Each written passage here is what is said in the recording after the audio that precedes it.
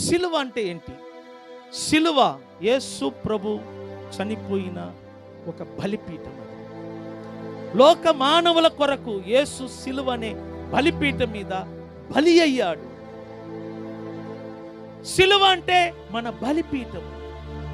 ప్రతిరోజు ప్రత్యక్ష గుడారములో ఉన్న బలిపీఠం మీద బలి ఇవ్వబడుతూ ఉంటుందంట.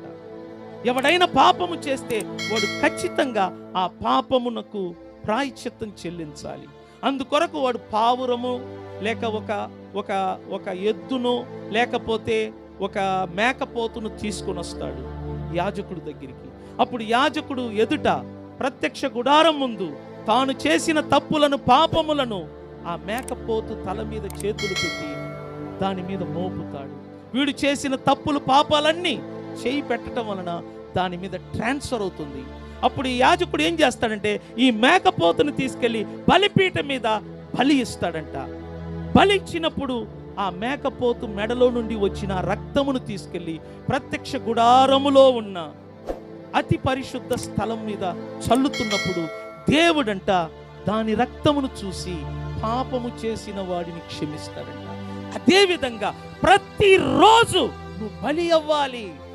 ప్రతిరోజు ఉదయం నుండి సాయంత్రం వరకు నీ కంటి చూపు ద్వారా, నీ నోటి మాటల ద్వారా, నీ నడక ద్వారా నువ్వు చేస్తున్న చిన్నపాటి తప్పులు పొరపాట్లు నిన్ను దేవునికి దూరం చేస్తున్న చిక్కులు పెట్టే ప్రతి పాపములను సిలువ అనబడిన బలిపీఠం మీద నువ్వు చంపాలి.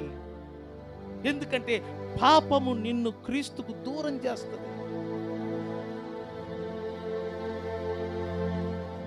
నువ్వు ప్రతిరోజు బలి అవ్వాలి. మనకు తెలిసి తెలియక ఎన్నో పొరపాట్లు ఎన్నో పాపములు చేస్తున్నాం. ఆ పాపం అంట దేవుని యొద్ద నుండి వస్తున్న ఆశీర్వాదం, దేవుని యొద్ద నుండి వస్తున్న అభిషేకం, దేవుని యొద్ద నుండి వస్తున్న ఆ వెలుగు, దేవుని యొద్ద వస్తున్న ఆ యొక్క దీవెనలు మనకు రాకుండా అడ్డుపడుతూ ఉంటుందంట.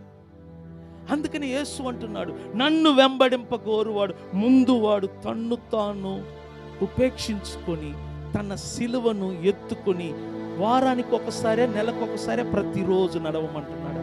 ప్రతిరోజు ఉదయం సాయంత్రం వరకు నువ్వు చేసిన పొరపాట్లు, నువ్వు చేసిన తప్పులు ఆ రోజంతా పడకలో వెళ్ళటానికి ముందు నువ్వు ఏం చేయాలంటే, ప్రభువా ఈరోజు నేను ఈ తప్పు చేశాను, ఈరోజు నేను ఈ పొరపాటు చేశాను, నన్ను క్షమించు అని నిన్ను నువ్వు చంపుకో.